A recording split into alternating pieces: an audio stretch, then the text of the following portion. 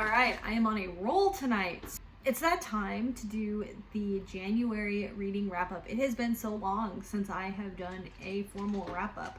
This is a little bit different. Two of these books I've actually made separate videos for because there's just so much more to talk about that I wasn't going to put in a wrap up, and some of those have some spoilers as well. The total amount of books that I read this month were 5 books. And 4 out of 5 of those books were really good. I've also completed all the books I had set out to complete from those reading plans, which is really good. So the first book that we're going to talk about is Anna Karenina by Leo Tolstoy. This book has been on my TBR for so long, and it was also really intimidating, and I had set out last year that I was going to read it, but it never got read. So it was like, this year it's happening, January. I wanted to read it during the winter months, and I did it. I finished it, and that alone is just a huge accomplishment. I feel like the next big book task is going to be less intimidating. That's what this year is turning out to be. Like, every month I have a giant classic that I'm setting my sights out to read. So 1 month down, we can do it 11 more times. Anyways, yes, such a good book. Anna Karenina is about Anna Karenina, but it's about the high society in Russia in 1800s. You know, I don't have a date for you guys, sorry. Let's go ahead and start with Kitty. Kitty is new to society. It is her first season out in society. She is going to try to meet that man. She is looking for those marital prospects, and she has 2, Levin and Count Vronsky. Oh man, it is so hard not to just go on in eternity, but I have to control myself and realize that anyone who wants to read this book, I can't spoil it. I can't. So we have Levin and we have Count Vronsky. Count Vronsky, sorry, can't talk. Levin has been a longtime acquaintance and has always loved Kitty, and he is just really scared about proposing to her.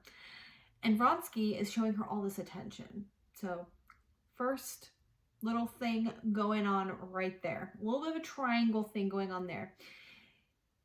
Then we have Anna Karenina. She has come to town to visit her brother, Stefan, who has committed some adultery of his own. And I think anyone who has read this knows that this is about a high society woman who commits adultery. I think that everyone should know that. So it's really the journey of what happens to her and all the people around her for her choices and how that all plays out. And but this book is while this book is a lot about these characters and what has happened, there's so much more commentary on marriage and love and even divorce. Yes, we talk about divorce of this time period, which is something new. I've never really read or seen that in a lot of movies. I've definitely watched more movies of this time period than I've read books, but still, regardless, it's not something you see much. You just don't talk about it because it just didn't happen. But they really go into why and all of that in here, so that's really good. We have a character, Levin, who is just wonderful. We love him. I think on the surface, when you're just describing what this book is kind of about, it seems like there's not a lot going on for the sheer size of this book, but trust me, like, there's so much in this book, and a lot of, if you love beautiful writing and interesting storytelling, and character development is so rich in this. And Tolstoy has really astute observations about things. And I really like how he sees them, kind of the things that are on his radar, how he sees them, how he expresses those things in his writing. The Dickens versus Tolstoy readathon that Emma and Carolyn were doing. So it's in my mind to compare it to Dickens, and I would say that Dickens also has very astute observations about things, but it's different here, and he doesn't express it in the same way or go into as much nitty-gritty details as Dickens does, but you can still see like the bigger things that really, again, My other video definitely has spoilers, but I would encourage you, if you've read that book, if you read this book, to go check out that video. Talk way, way, way more in depth about all the wonderful things in this book. So good. Oh, one thing I have to say though is people who are afraid of classics, don't be afraid of this book. Like, it's not actually that difficult. I find like Jane Austen a hell of a lot more difficult to read her writing style than Tolstoy. If you're nervous about the writing style, don't be. Another thing a lot of people do mention are the names, and I would say again, it's not as challenging as it's made out to be. At least it wasn't for me. I can definitely see, because here's the thing is they have, and I think this is also kind of a product of the culture. A lot of different cultures have like casual names, pet names, names that their children call them, and like names that their family calls them, names that their husbands call them, or names that you know, business partner, or like depending on what situation they're in is the name that they're referred to. And then like kind of like my son, I might call him hey buddy, but then, and that's like, you know, a pet name, a nickname. But then like when I'm just talking to him normally, I'll just be like, hey Michael, can you do this? Or if he's in trouble, I'm like, Michael Edward, you know. Or like his friends might call him Mike versus Michael. So I think even in English, and even modern day, we have multiple names, but I guess a lot of authors don't really go into a hell of a lot of those different names for people. I don't know if that's what the issue is, because if you think about it, we all kind of had different ways that we refer to people depending different situations. Like a teacher might go as, you know, by their last name in a classroom, but then at home they go by their first name. So we all do have different names for each other, and I think that that's actually makes this book even better when it comes to the names.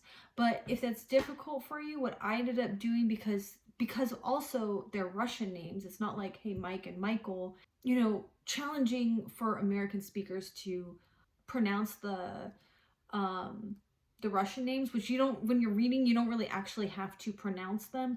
But for instance, like there's Anna's like main name, we all know her as like Anna Karenina, which is fine, but her name is actually a lot more complicated. She even has, I don't think she has a middle name, but every now and again you'll see her full name, but you know that it's her. It's like Akhmatova or something as well, but you know what I'm saying. It's her long form name. And then even her husband, I know him as, like, I call him Alexei, but then he definitely has a much more challenging long name, and a lot of times he's called by his first and last name. But what I have done to kind of bridge that challenge is, instead of trying to remember all these different names, I would just be like, okay, we're talking about her husband, and I know that when they call him this long name, I just kind of skim over it, and in my mind I'm thinking Alexei, you know. And that's my way around the complexity of the names. And it wasn't that challenging. So don't be afraid.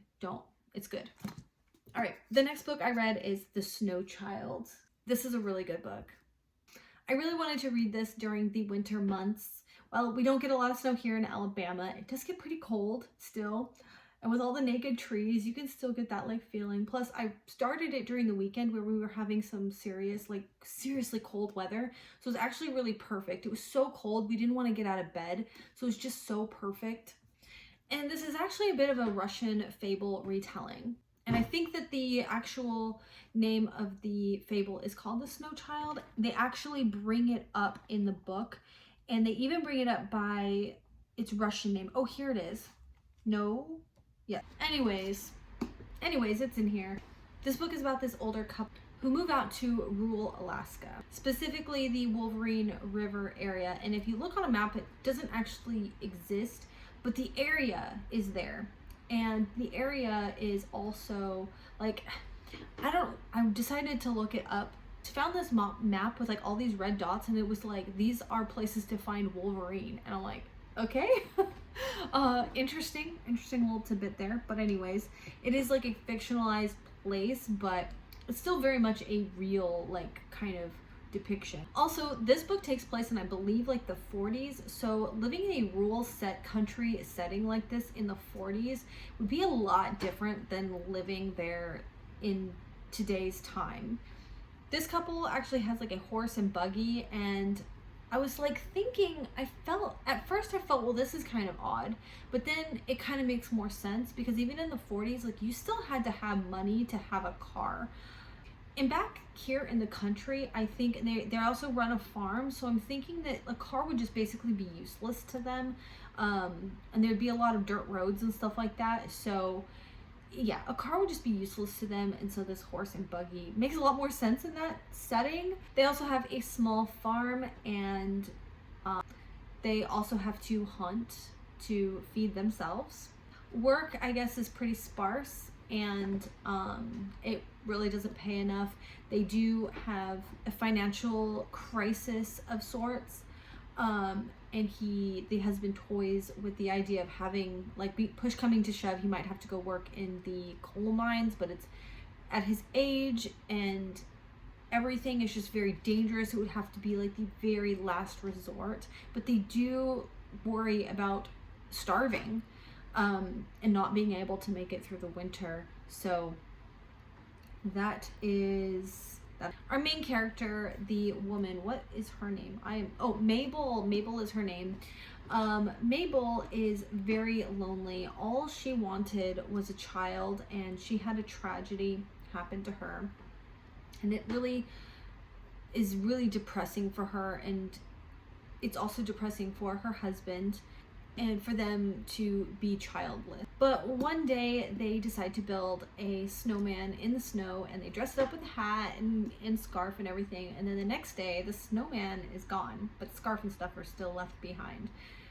And it just seems so bizarre to them. And then suddenly they start seeing a little girl running around in the woods, but she is like a wildling. Like, she's got sticks in her hair. She's just this, like, she seems kind of magical, you know? And how like she's afraid. They invite her into the house, but she like gets too hot and she gets scared, and so she leaves. So they really make her out to feel really like magical in a way. They also can't see how this little girl is running around in the woods. They've asked around town about a family who maybe has a girl, and there's nobody around. Apparently there was some grumpy old man, but he has since left. And yeah, so this changes things for them for sure. It's also really sad, and it also feels kind of scary as well, because, well, scary isn't really the right word. I would say it's more eerie. And I think because when you first get into the story, like, it's definitely that like quiet. It's so quiet, slow, and it's methodical, and it really sets that tone, and it feels melancholic. And even when things kind of changed, like the uncertainty of like not knowing if it's real or like knowing the answer kind of feels weird, and then it all kind of comes together. But it's such a good book. I loved it. I really loved it. The next book I finished was A Farewell to Arms by Ernest Hemingway. This is another one that I've created a whole separate video to go really into depth on this story. This is the one book that I really did not like. This was the pick for the Game of Tomes book club that Emmy and Carolyn are hosting. To Arms is, I feel like I never really don't know how to explain this book. It's just it's so simple. It's about war and it's about love. Like, that's literally all it's about. Except that our man Henry is an American fighting on the Italian side, and he is driving an ambulance. He has a roommate that is an Italian, and then they go meet these British nurses, and then he hits it off with Catherine, and from there they just carry about their lives and falling in love, if that's what you want to call it. That's it. I was having a really hard time with this book because mostly I was just bored. Now I wasn't bored right off the bat. Actually, at the beginning, first I just dug into this book as soon as I got it. I wanted to start reading it. And then I was just like, wait, what's going on? It wasn't sticking, you know? quite right. And some stuff about the writing was kind of irritating. So I did a little bit of research and then I came back to it and slowed down. And it started to, I could see it, I could appreciate it, I could see the good stuff about it, you know? And I made it about 50 pages in, something like that. And then I did enlist the help of an audiobook. And I was bored. There's like Henry's life with the military stuff, and all of that stuff eluded me. I have no idea what happened. I would stop the audiobook and like rewind it and try to listen to it again and remember it, and my brain was just falling asleep. I couldn't hold on to it. My brain's like, nah, you don't need this. This is useless information. You know what I mean? And then I would kind of tune into the conversations and the interactions that he would have with Catherine. And those moments were just so grating on my nerves because of the horrendous dialogue and just how irritating Catherine was. And like they would just time and time again just be like, oh, do you love me? Yes, I love me. Love you? No, you don't. Don't say that. No, baby, I do love you. Don't lie. Okay, I love you. And just every time. Okay, anyways, I could just keep going. One other thing I'll talk about in this review is the writing style. This seems to always be the first and most critiqued thing about any of his books is his writing style. I just don't understand it. I feel like the ones who are just like, oh, it's his style. If his style is being lazy and arrogant about some art form, then sure, to each his own, I guess. I also know that a lot of writers and artists have drinking issues, but it truly reads like he was writing this when he was drunk. But anyways, beyond the deplorable writing, Catherine was the worst. As I had said, she's just so flat, and when she does talk, she's annoying. She doesn't even feel like she's human. She's really just like a doll that has like 5 sentences that she just puts on repeat, and they're just so awkward and cringe, and she has this thing about saying darling all the time, and I feel like it's kind of his attempt at being more flamboyant, and it doesn't exactly fit. Or because, you know, the roaring like 20s and stuff like that, a lot of the women would just be like, oh darling, or whatever, but it just doesn't, I don't know. Believe it or not though, as bad of a review that this is, there was actually some good stuff, and I do point that out more detail. Like I said, the very beginning of the book, I'll give it to him. I'll give him credit where it is due. There is some really interesting setting up for a scene. I can't call it beautiful writing, but I do like the symbolism that we have set up with the mountains and the river and the death and the dying, and I do really enjoy the parts where he takes just these mundane things. Yeah, like here we are, we're just going to the market today, and oh, by the way, the roof was just, you know, destroyed by a bomb, but you know, hey, how are the apples? Literally, it's kind of like that, and I actually really like that part. So that's the end of that. That's all I have to say about this right now. The next one I finished was Game of Thrones. And yeah, I just love this book so much. It is definitely a favorite. I feel like it's really hard to talk about this one because it does feel like it's kind of universal knowledge of what it's about. And it's just amazing. It's like perfect writing in my opinion. We switch from different characters' perspectives and storylines throughout this book. There's a lot of different characters. There's a lot of different pages. And I just loved about every single page. There were maybe about 2 to 3 instances in here where I felt like it did kind of get slow, and it's really only in particular to Catelyn's chapters, and where mostly when she gets further down the line, when she is, what is she even doing? I don't even recall, because it was like those instances just did not stick with me very much, but it was like in Catelyn's perspective, and then her and Rob as well. Those were the only other ones I didn't quite enjoy as much, but those instances were literally only like 10 to 20 pages. So it was pretty, you know, easy to get through them. But all around, just top tier storytelling and writing. George R.R. Martin has a beautiful writing style. It's the kind of writing style that I truly enjoy, because each sentence is just so packed full with, he can say so much in one sentence. It's really amazing. It's just a really tight writing style, and I really like his choice of verbs. I really like his choice of words to make his descriptions really rich, but not feel like you've heard that just a thing be described that way before. But they're also not overly explained to the point where it's like that was unnecessary, or it's not using language that is too difficult where you're like, I feel like I need to look up every other word. There's really perfect, he's found like the perfect balance you know what I mean? I also really love all the conversations that the characters have with each other.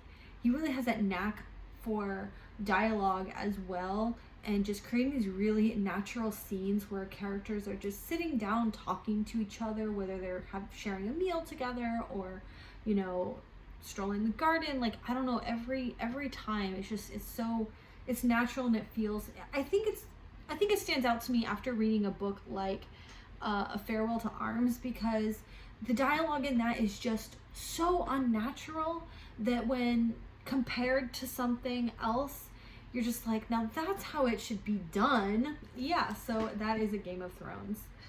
I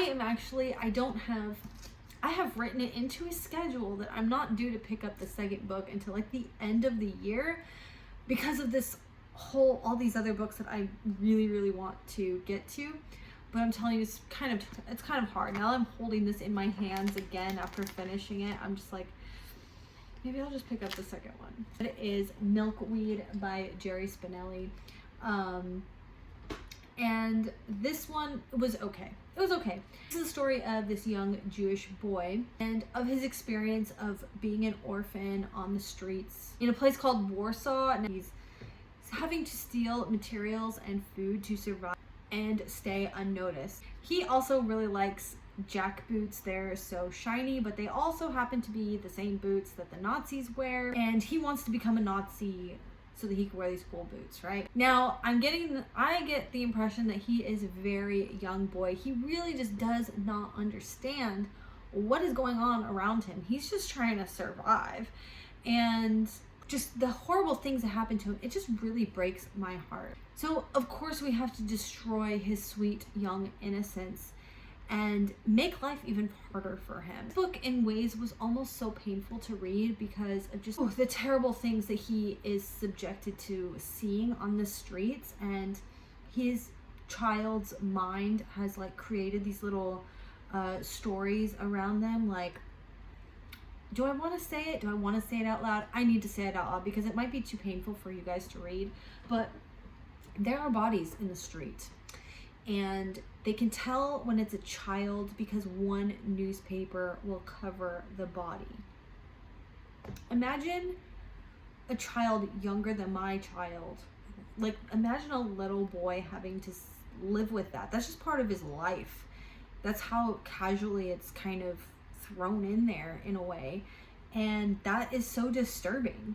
And when it comes to children, I personally it just hurts so much more. I don't know if that's because of being a mom, it's just so much more enhanced, that nurturing nature to want to protect all the poor children in the world who don't have a mother to love them and keep their bellies full and make sure that they're warm. And you can imagine how cold Germany is, and does he have a jacket? You know what I'm saying? Like, those are the things that go through my head when I read about these children in just horrible, horrible conditions. The ending was actually very interesting.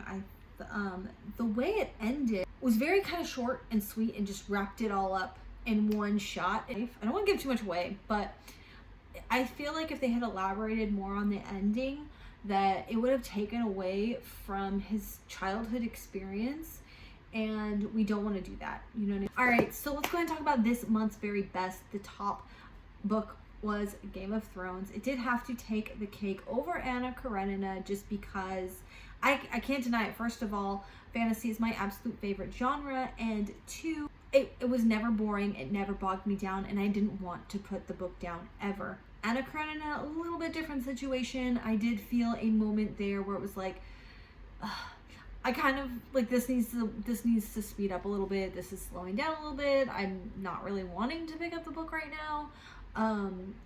But I'm glad that I powered through those slow moments, because at the end of it I was like, oh, it's the slower moments have fed into the ultimate book, you know what I mean? And you can see it all retrospectively, and it's so good. But yeah, Game of Thrones was the best of them. Thank you so much for watching. I will talk to you guys later. Bye.